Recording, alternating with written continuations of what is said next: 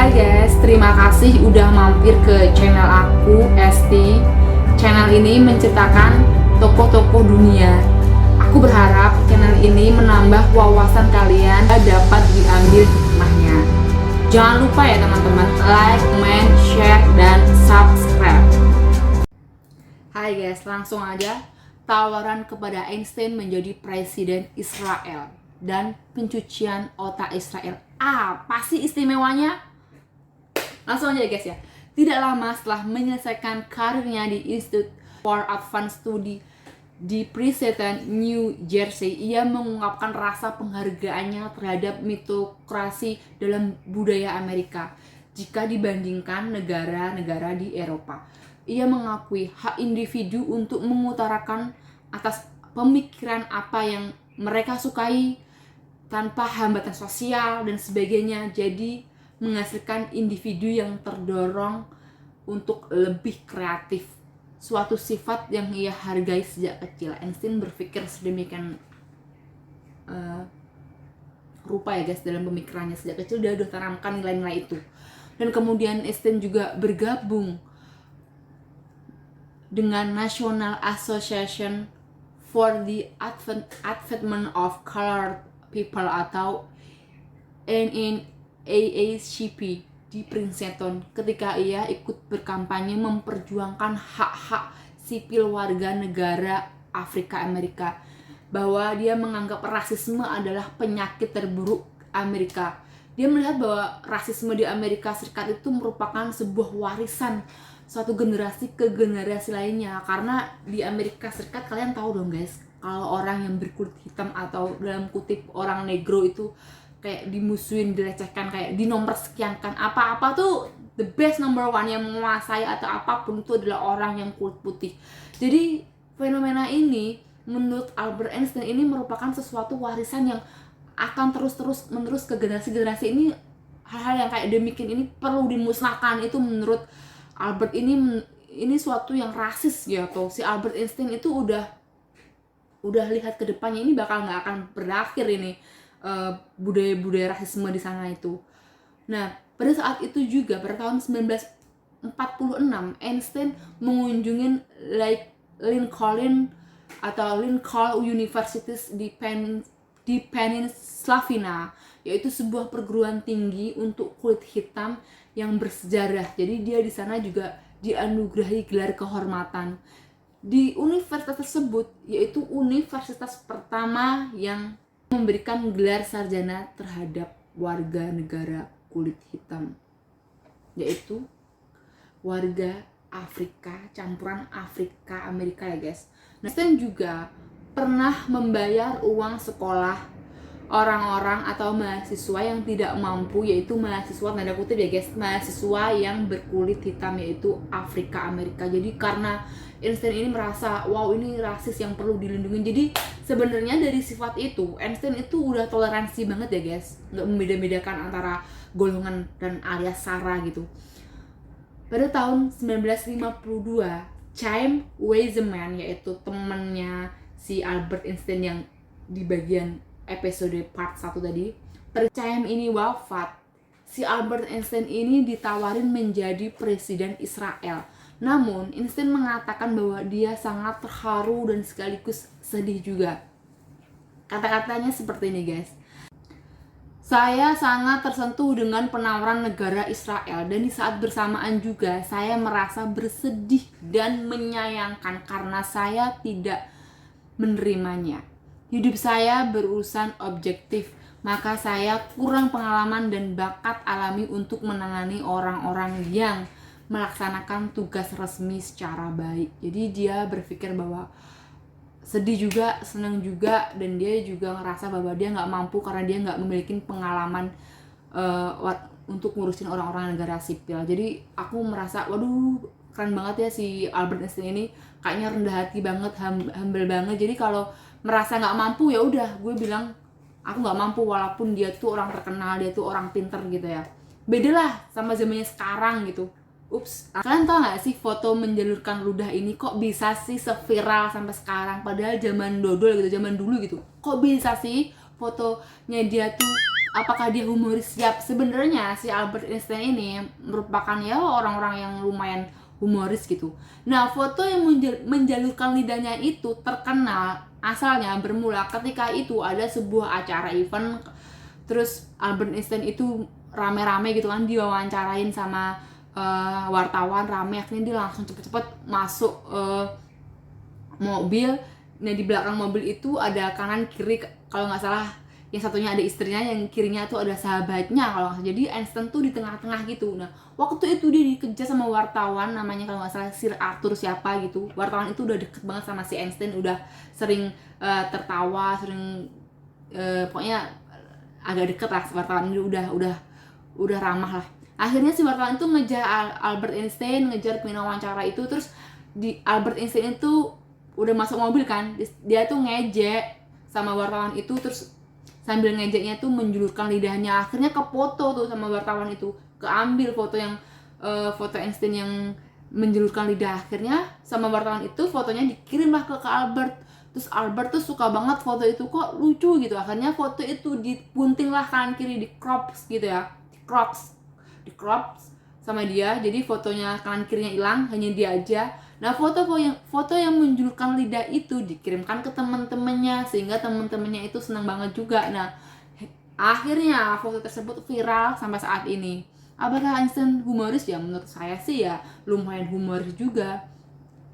Next, akhirnya setelah beberapa perjalanan hidupnya, Einstein mengalami pendarahan akibat pecahnya aneurisma aorta perut yang sebelumnya telah dikencangkan melalui pembedahan oleh Rudolf Nissan pada tahun 1984. Waktu itu Albert Einstein sedang dipersiapkan penampilannya di televisi. Nah, saat itu tiba-tiba perutnya Einstein sakit, langsung dah dilarikan ke rumah sakit.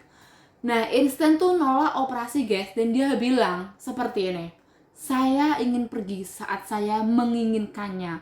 Hambar rasanya memperpanjang hidup tidak alami. Saya telah menyelesaikannya urusan saat ini. Saatnya saya pergi. Saya akan melakukannya dengan elegan. Ya ampun guys, gimana tuh kata-katanya? Filosofi banget kan? Mau meninggal aja dia kata-katanya filosofi, apalagi yang lain coba. Akhirnya guys, dia ngerasa Albert Einstein ini nggak butuh operasi, nggak butuh apa-apa, karena dia merasa kalau hidupnya operasi berarti kan tidak alami lagi. Mending kalau meninggal ya meninggal, ya udah. Akhirnya dia meninggal atau wafat di usia 76 tahun setelah bekerja sampai ujung hayatnya. Pada saat itu, sampai saat ini juga sebenarnya guys masih misteri sih, abu-abunya si Albert Einstein ditaruh di mana sih? Sampai sekarang juga belum tahu, sampai detik ini itu masih misteri.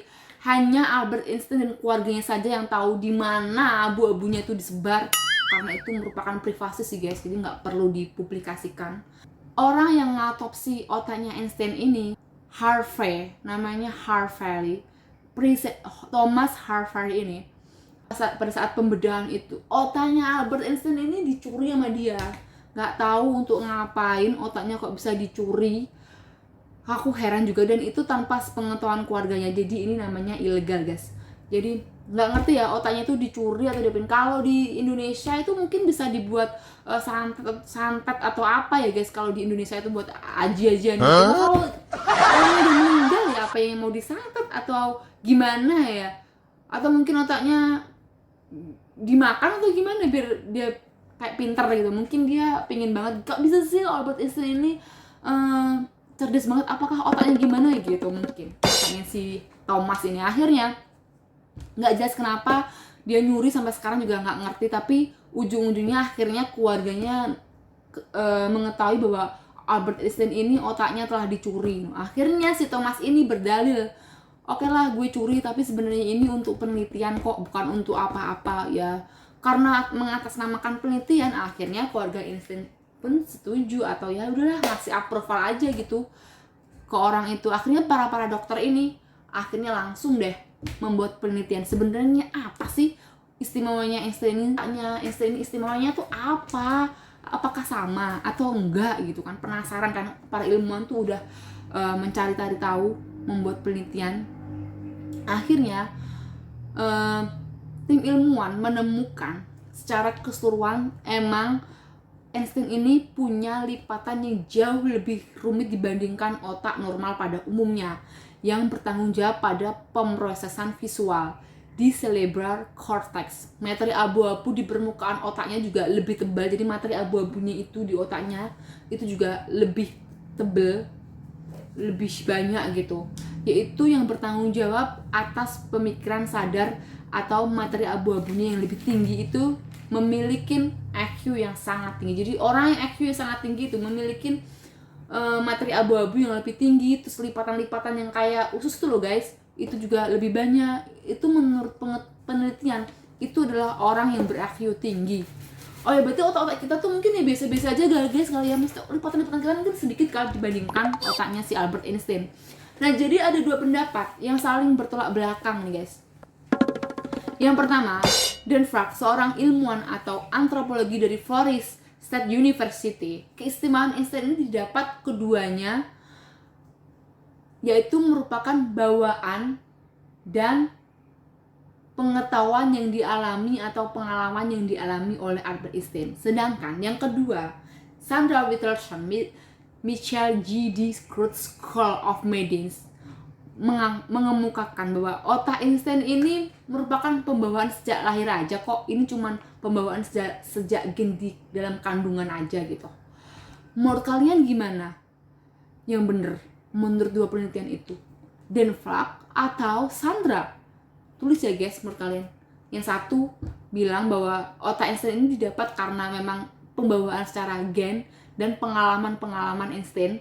Yang kedua bilang bahwa ini cuman, menurut Sandra yang kedua bilang bahwa ini cuman gen aja kok, gen dari kandungan, emang udah gennya dalam rahimnya Einstein itu udah cerdas, gennya udah memiliki gen gitu. Menurut kalian lipatan-lipatan dan materi abu-abu itu didapat karena apa? Tulis komen ya guys, menurut kalian yang mana yang bener? Nah, sampai sekarang ini dua penelitian ini sampai sekarang belum ada pembenaran yang bener tuh di antara mana.